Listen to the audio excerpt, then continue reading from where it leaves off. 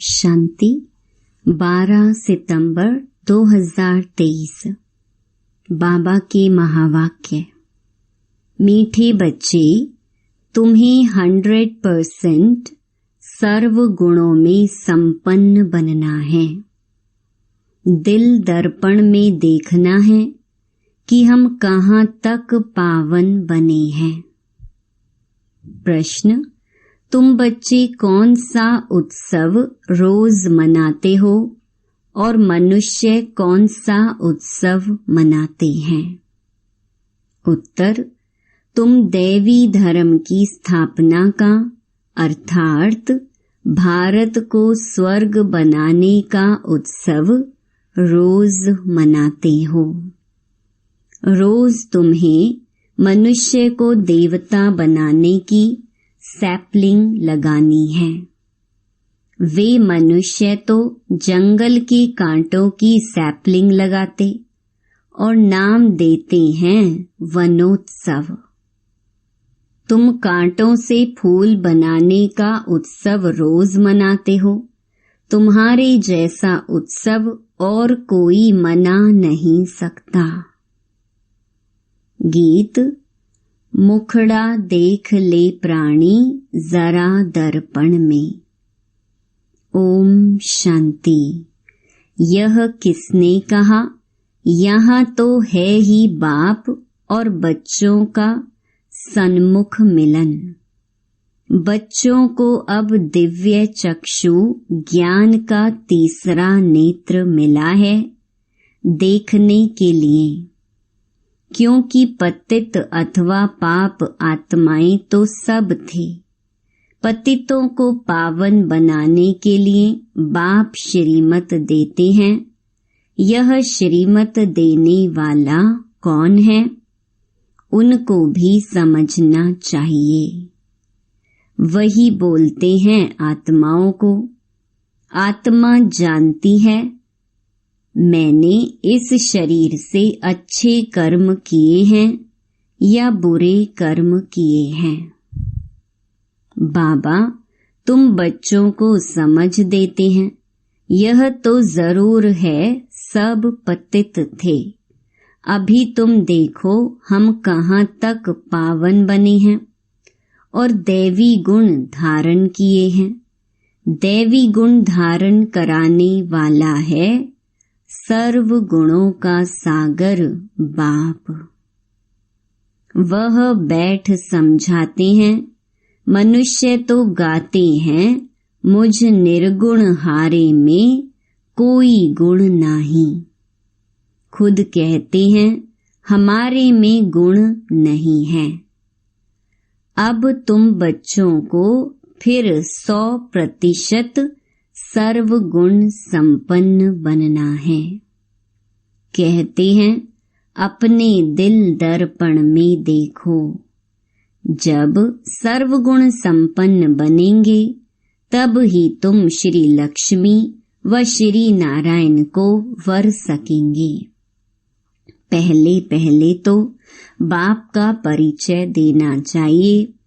ऐसा जो बेहद का बाप है, जिसके लिए गाते हैं तुम मात पिता हम बालक तेरे।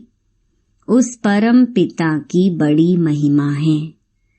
कहते हैं शिवाय नमः। अब वह तो स्वर्ग का रचयिता है।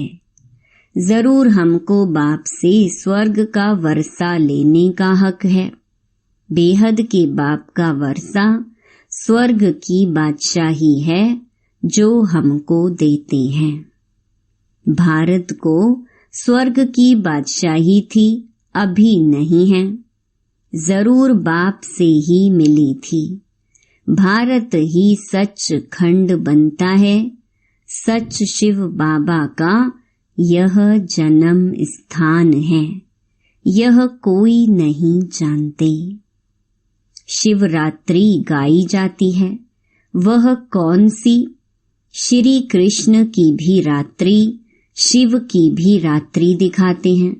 श्री कृष्ण का तो माँ के गर्भ से जन्म हुआ है। शिव बाबा के लिए जन्माष्टमी तो वास्तव में नहीं कहेंगे। शिव बाबा आते ही तब हैं जब ब्रह्मा की रात होती है।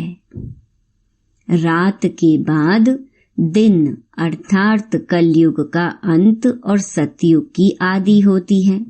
इसको कहा जाता है घोर अंधियारी रात। यह बेहद की बात हो गई। हद की रात तो होती ही है, परंतु कलयुग अंत को घोर अंधियारा कहा जाता है। ज्ञान अंजन सतगुरु दिया, अज्ञान अंधेर विनाश। सतगुरु ज्ञान सूर्य बाप को कहा जाता है। पहले पहले तो बाप और वर्षे का परिचय देना है।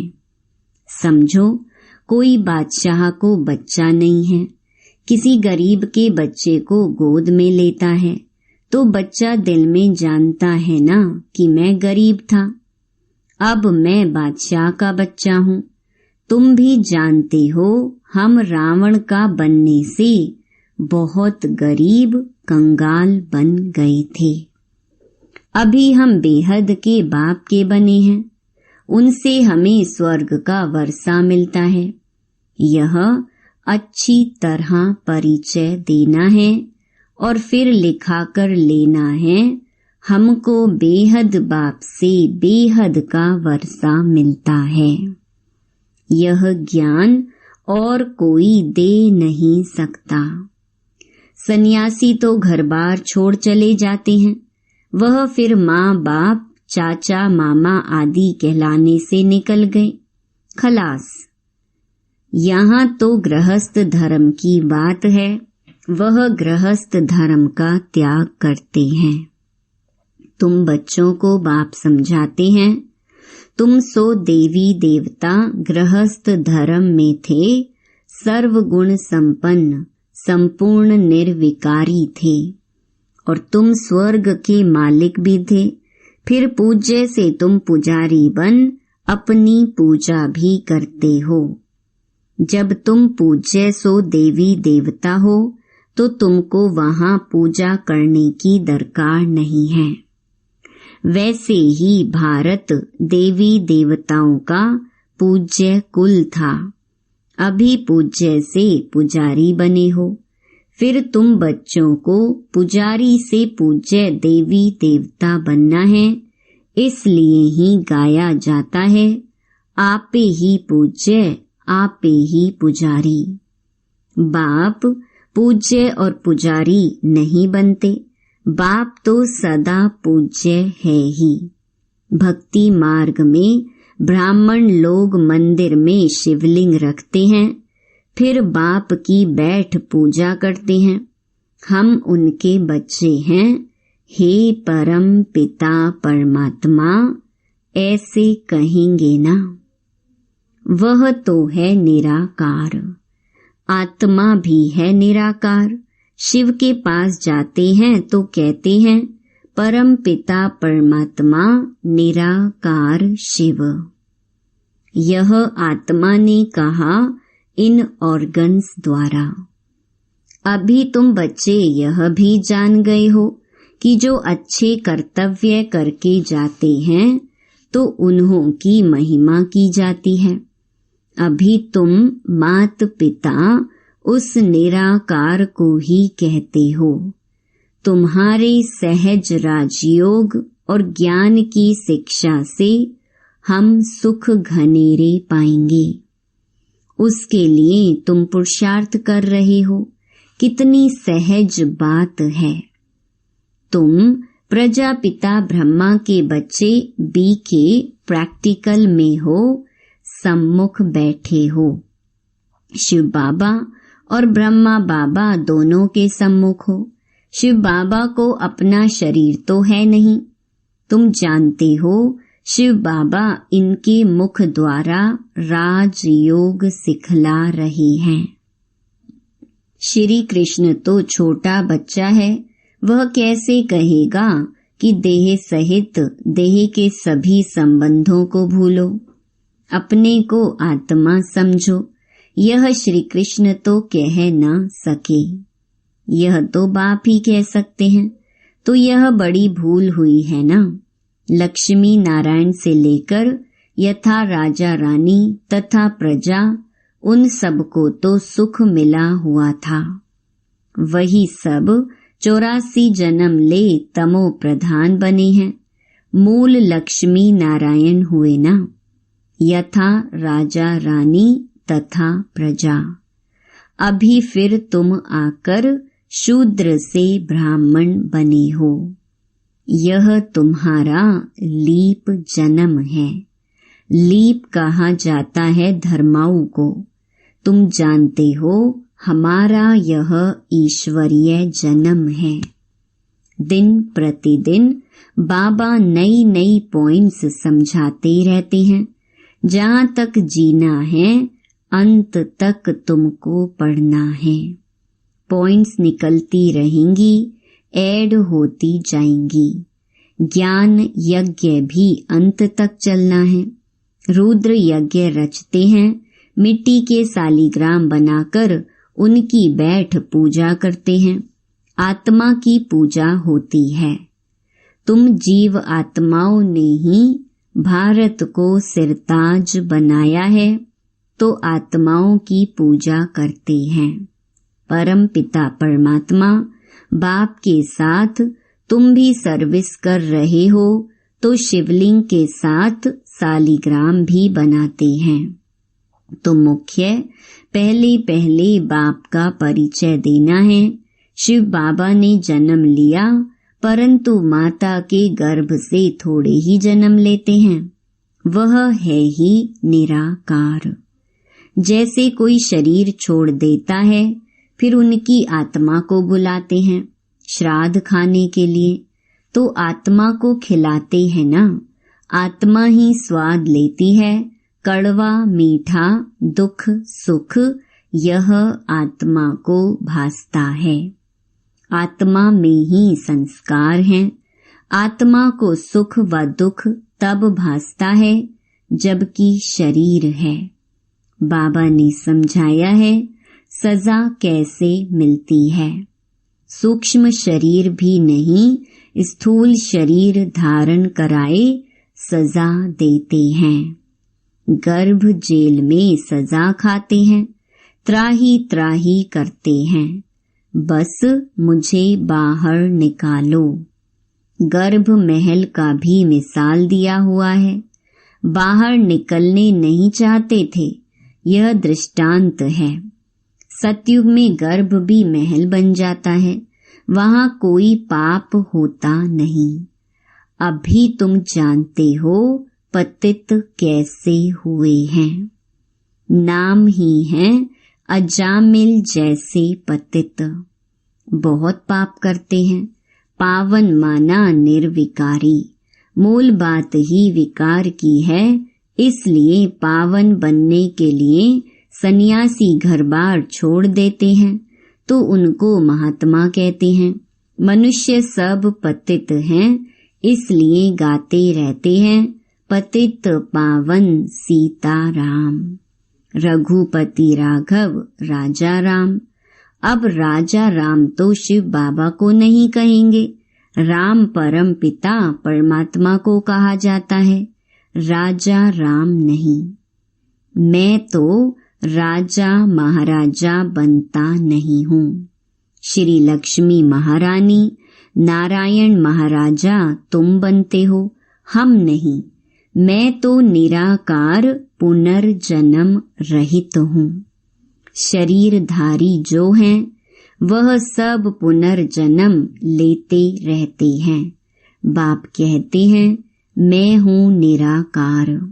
मुझे भी प्रकृति का आधार लेना पड़ता है। मैं गर्भ में प्रवेश नहीं करता हूँ, मैं इनमें प्रवेश करता हूँ।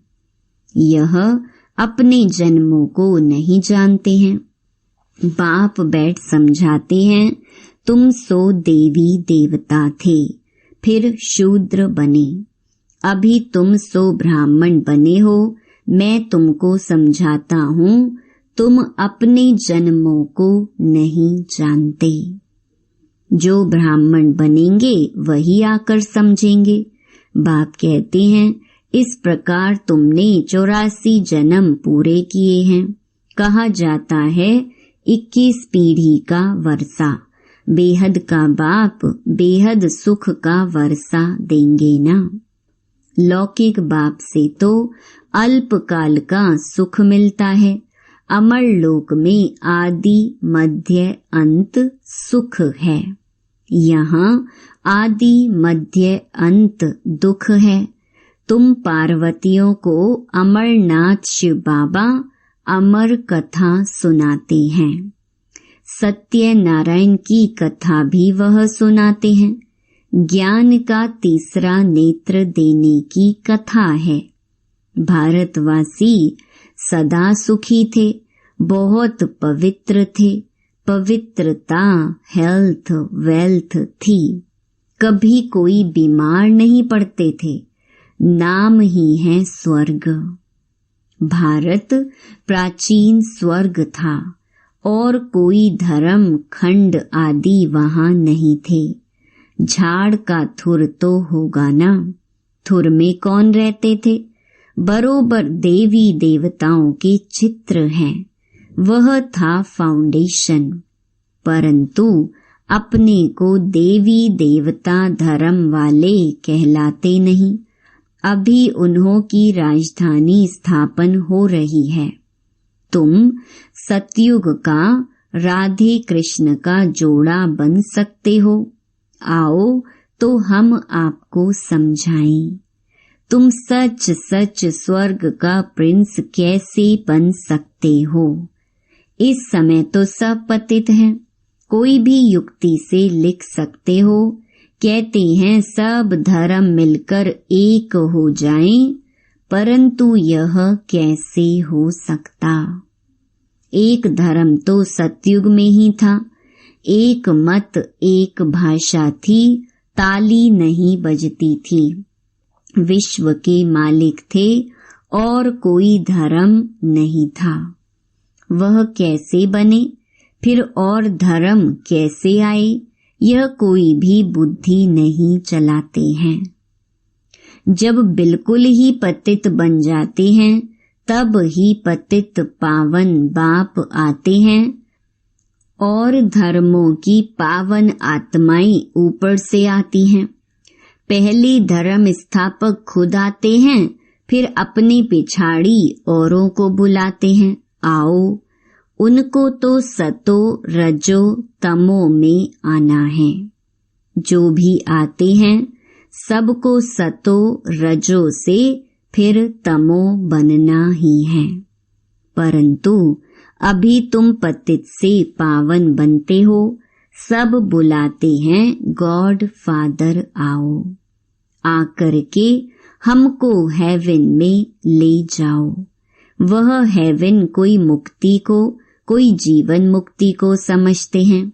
तुम समझते हो हेवन जीवन मुक्ति को कहा जाता है। तुम्हारा सैपलिंग लग रहा है, वह फिर जंगल के कांटों का सैपलिंग लगा रहे हैं। रात दिन का फर्क है। उनका भी उत्सव मनाते हैं। वनोत्सव झाड़ उगाने के लिए उत्सव मनाते हैं। तुम देवी धर्म स्थापना का अर्थात भारत को स्वर्ग बनाने का रोज उत्सव मनाते हो। रोज मनुष्य से देवता बनाने का पुरुषार्थ करते हो। कांटों से फूल बनाना यह तुम्हारा रोज का उत्सव होता है। बागवान फिर जरूर इतना इनाम भी देंगे।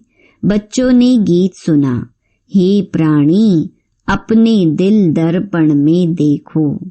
तुम स्वर्ग के देवी देवता बनने अथवा लक्ष्मी को वरने लायक बने हो। कोई अवगुण तो नहीं है। भल तूफान तो खूब आएंगे। माया छोड़ती कोई को नहीं है। बड़े बड़े दीपकों को भी बुझा देती है। उल्टे सुल्टे संकल्प तो खूब वार करेंगे। मजबूत रहना है, इसमें मुरझाने की बात नहीं है। बाप से योग तोड़ नहीं देना है, सबका खिवैया वह बाप है। विषय वैतरणी की बड़ी खाड़ी है, उसे तुम योग बल से पार करते हो। विषय सागर से पार होकर तुम क्षीर सागर में चले जाएंगे। विष्णु का राज्य क्षीर सागर में है, अर्थात घी की नदी बहती है। यहाँ तो घासलेट की, रक्त की नदियाँ बहती हैं। तुम बच्चे जानते हो, शिव बाबा की श्रीमत से हम शिवालय में जा रहे हैं, जहाँ हम सदैव सुखी रहेंगे। तुम सदा सुखी थे, माया ने दुखी बनाया है। गृहस्थ व्यवहार को अधर्मी बना दिया है। वहाँ है गृहस्थ व्यवहार धर्मी। अभी तुमको बाप श्रेष्ठाचारी दैवी गृहस्थ धर्म वाला बना रहे हैं। पहले पहले मुख्य है बाप का परिचय। तुम बाप का बनने से स्वर्ग का मालिक बन सकते हो। यह तो दुख धाम है। तुम स्वर्ग में जाते हो वाया मुक्ति धाम, इसलिए शिवपुरी विष्णुपुरी को याद करो। याद करते करते अंतमति सो गति हो जाएगी। यह याद रखो, हमारे 84 जन्म पूरे हुए। फिर हम कल आकर राज्य करेंगे। दिल दर्पण में अपनी शक्ल देखते रहो। कोई अवगुण तो हमारे में नहीं है। अच्छा, मीठे मीठे सिकिलधे बच्चों प्रति मात पिता बाप दादा का याद प्यार और गुड मॉर्निंग। रूहानी बाप की रूहानी बच्चों को नमस्ते। धारणा के लिए मुख्य सार। पहला, योग बल से विषय वैतरणी की बड़ी खाड़ी को पार करना है। उल्टे संकल्पों में मुरझाना नहीं है, मजबूत रहना है। दूसरा, पूजनीय बनने के लिए बाप के साथ भारत को सिरताज बनाने की सेवा करनी है। वरदान, ट्रस्टी बन लौकिक जिम्मेवारियों को निभाते हुए अथक रहने वाले डबल लाइट भव। लौकिक जिम्मेवारियों को निभाते हुए सेवा की भी जिम्मेवारी निभाना, इसका डबल लाभ मिलता है। डबल जिम्मेवारी है तो डबल प्राप्ति है, लेकिन डबल जिम्मेवारी होते भी डबल लाइट रहने के लिए स्वयं को ट्रस्टी समझकर जिम्मेवारी संभालो तो थकावट का अनुभव नहीं होगा। जो अपनी गृहस्थी अपनी प्रवृत्ति समझते हैं, उन्हें बोझ का अनुभव होता है। अपना है ही नहीं तो बोझ किस बात का। स्लोगन, सदा ज्ञान सूर्य के सम्मुख रहो तो भाग्य रूपी परछाई आपके साथ रहेगी। ओम शांति।